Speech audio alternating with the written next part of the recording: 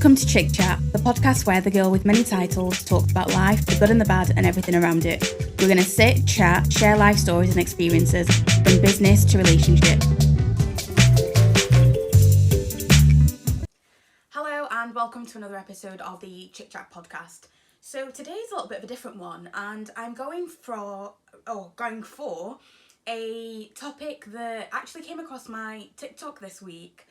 And it's basically around policing black women and black women's hair, how black women choose to present themselves.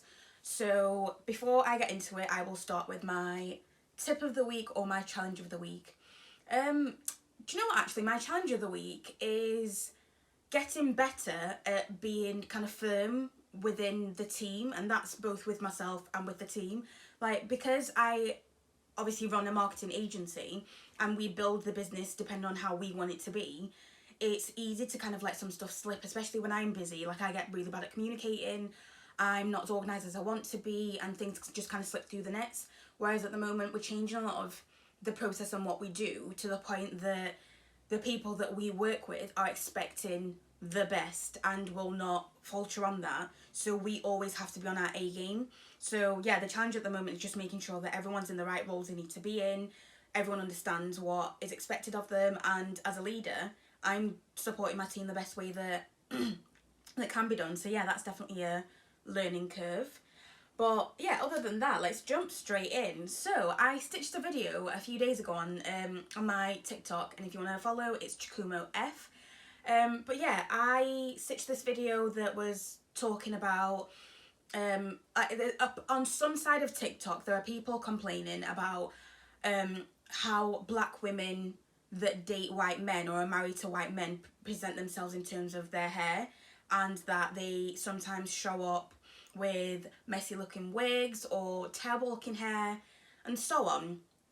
And I stitched it basically saying, from my experience, I found that when it comes to being black and being especially a darker skinned black woman, there is a level that's expected of you in terms of how you look, how you present yourself, the work that you do. You always have to be the best at everything, and honestly, it's exhausting.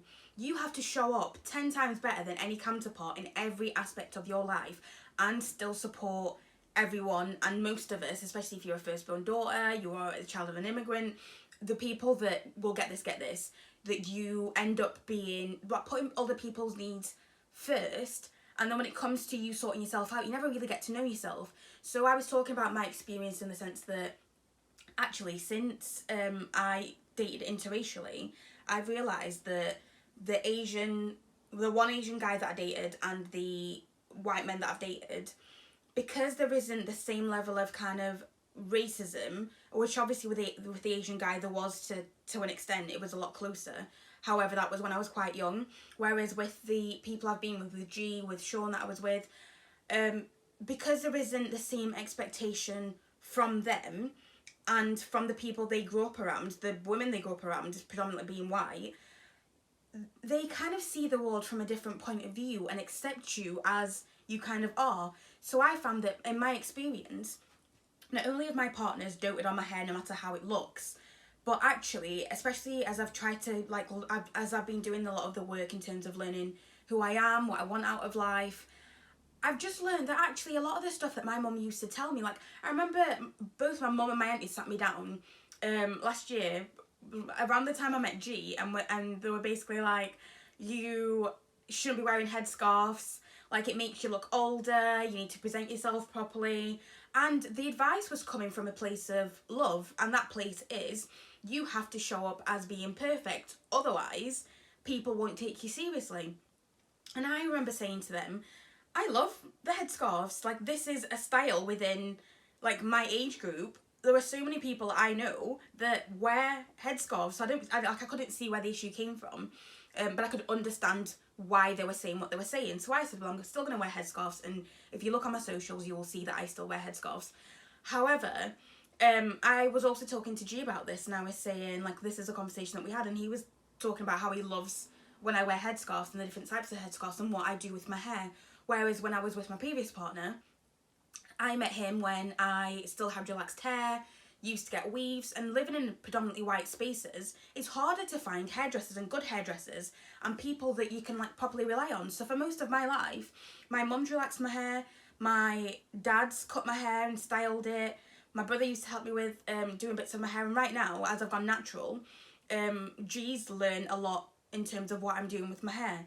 Now, some of the backlash came from the fact that some people thought that I was talking about and I was celebrating that a white man loved me for me, and I was like, that's not the point. The point is I found a space that's safe enough for me as I'm figuring out the person that I am, to work out that actually a lot of the advice that I was getting growing up from my mum, from my auntie, from the people in my life, it wasn't that they were wrong, it's just that where they were coming from was more from a place of trauma than it was of you doing you because that's what you want to do. Whereas at the moment, like, I can't even lie, the back of my hair at the moment looks terrible, and before we leave, I will sort it out, but for now, if you're watching this, the front of it is presentable.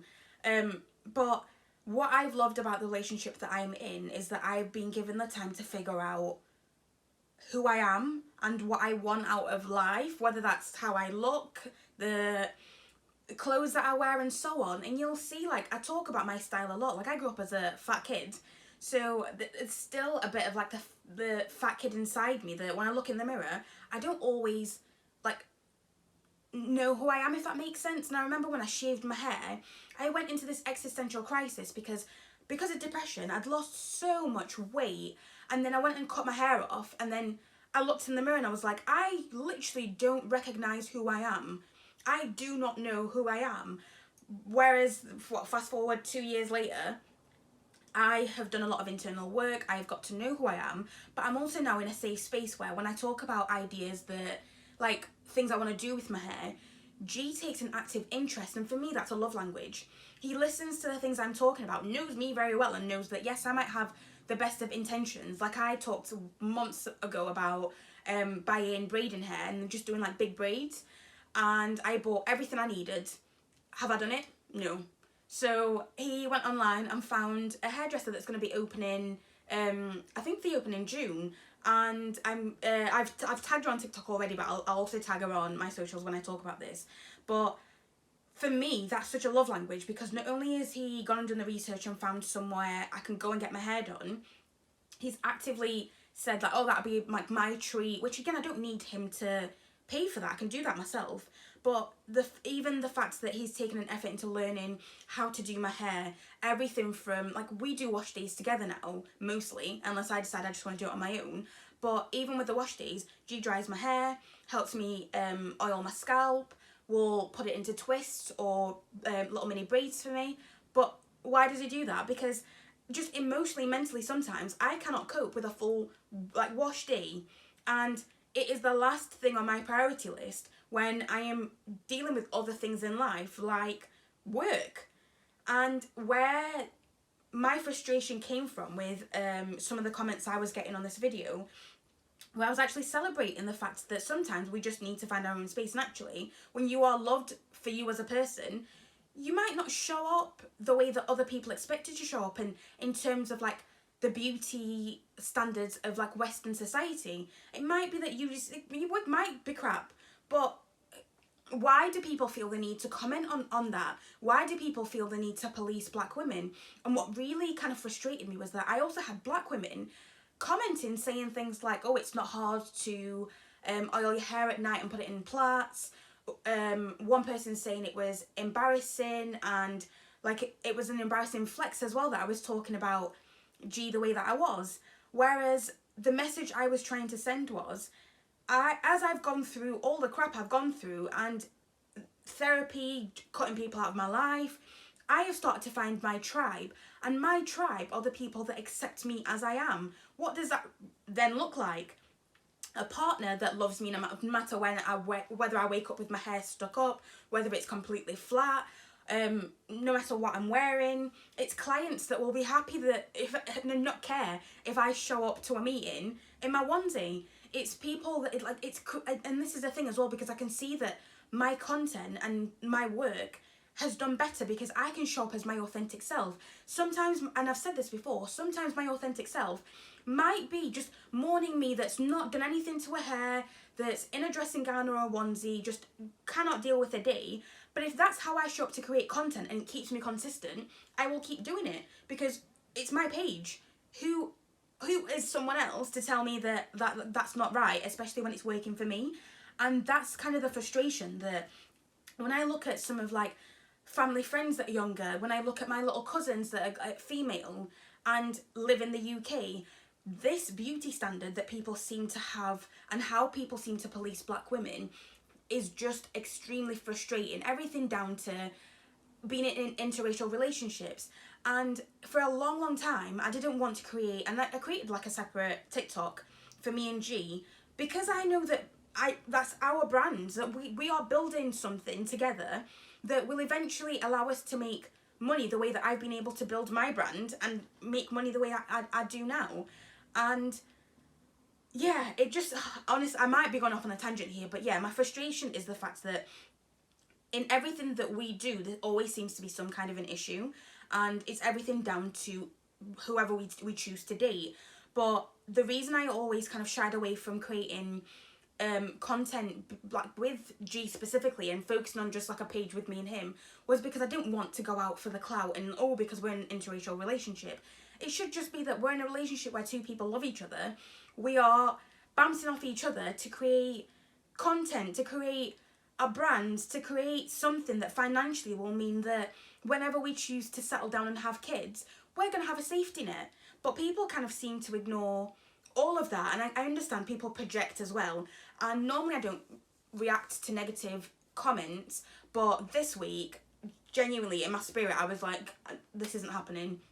And there are a few where I've called people out and just said, if you've got nothing nice to say, and again, I don't mind if someone has an issue with something that you say and it's in a constructive way, have the debate, because that's how we move forward as a society. What I might be doing or saying might not actually be completely correct, or I might not be looking at everyone's point of view. However, if you come onto my pages as other people go onto other people's pages, you want to be a troll and you want to speak negatively to black women and other people that are literally just trying to do their own thing, then especially as a black woman, like, go away. Like, maybe you guys like need to do some internal work. And this is what, because, and the reason I'm saying this is because someone specifically said, oh, it looks like you need to focus on doing like internal work. And again, it's easier to project than it is to look inwards. However, my point is, do not say anything negative if it doesn't need to be said. If someone's living happily, whether they look the way you want them to look or not, that's none of your business. Don't say anything.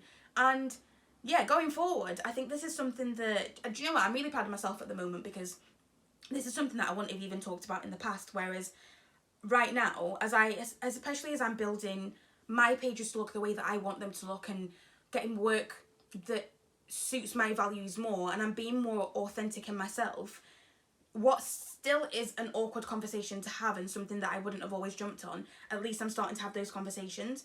And this is something that I will not stop doing. I will not stop advocating for women in general, for black women especially. I will not stop advocating for minorities, for people that are just trying to live their own life, aren't bothering anyone, and yet people seem to have an issue with the little things that they do. So yeah, if anyone is, especially, to be fair, this is even down to brands that choose to work with content creators and other people. I think there comes a point as well where, even for diversity and inclusion, people just need to do better. It shouldn't be that you're including people because they are black. Everyone should be looked at for their credentials. Everyone should be looked at for the person that they are and judged based on that. Like, I shouldn't be getting work just because I'm a black person in a predominantly white space and they don't really have anyone else to go to, because ultimately that's not showing that my work's credible. It's not saying, and that's not people saying, we appreciate the work that you do and we see how hard you work, we see that you put out good content and you're good at what you do as a marketing consultant. It kind of cancels out the gesture that people are trying to do. So for brands, for people, for anyone in general, do better. Speak to black women better. If you've got nothing nice to say, don't say it at all. So yeah, I'm going to end it there. And I didn't do the middle of the week and like mentally how am I doing. It's been a stressful week, but I'm okay. I'm doing really well at the moment. Like I am managing life a lot better. Like to say how busy it's been, I'm just in a really like positive position at the moment. I'm just really happy. And my win of the week, what's my win of the week? Oh, actually, so I'm sat in my office at the moment. I rearranged my office yesterday so that this is going to be kind of like my little filming space. And if I've got G or anyone else that comes in, I'll be able to kind of like fit other people in here for now until I get like an actual space, which hopefully will happen in the future.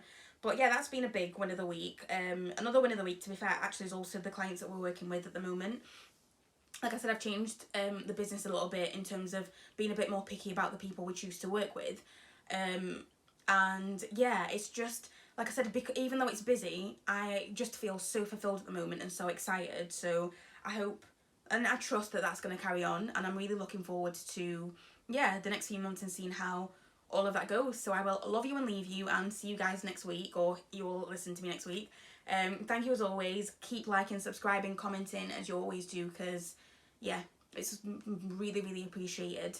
And if you are listening to this actually and you're on socials, and especially on TikTok, I've started a 30-day challenge called Project PTC, which is Post That Content, which is me using the page I've created with G to walk someone through 30 days of becoming a consistent content creator and seeing how that can turn into being a brand, into getting online work, into getting brand deals and so on. So yeah, if that's something that you're interested in, it's completely free. Yeah, have a look on my TikTok and you will see the past 7-8 days that have already been posted. And yeah, if you've got any questions about that, feel free to send me a DM or leave a comment. But yeah, I will see you guys next week.